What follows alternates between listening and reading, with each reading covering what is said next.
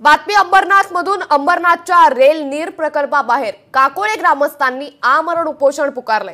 माल वाहतूक करणारा ठेकेदार बदलताच गावातील टेम्पोची सेवा बंद झाली।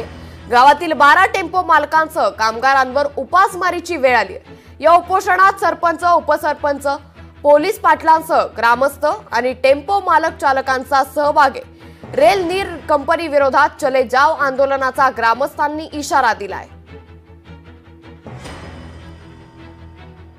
कोणतीही पूर्वसूचना न देता 3 महिन्यापासून आमच्या या ग्रामस्थांच्या टेम्पो बंद ठेवलेले आहे। आमची मागणी एकच आहे की रेल नीर वाचवायचा असेल तर काकोळे गाव वाचवावं लागेल, काकोळे गावचे शेतकरी वाचवावे लागतील तरच ही रेल नीर वाचेल। कारण हे तलाव इथे ब्रिटिशांनी बांधलेले आहे, ब्रिटिशकालीन तलाव आहे। मात्र ब्रिटिशांचीच पॉलिसी वापरणारे हे रेल नीर प्रशासन आणि एमकेबी जर करत असेल तर ही आम्ही इथे होऊ देणार नाही। रेल नीर ही चले जाव करण्यात येईल। माननीय मुख्यमंत्री एकनाथजी शिंदे साहेब यांना आमची विनंती आहे की तुम्ही लाडकी बहीण योजना द्याल तेव्हा द्याल, पण आमचा रोजगार हा हक्काचा आहे।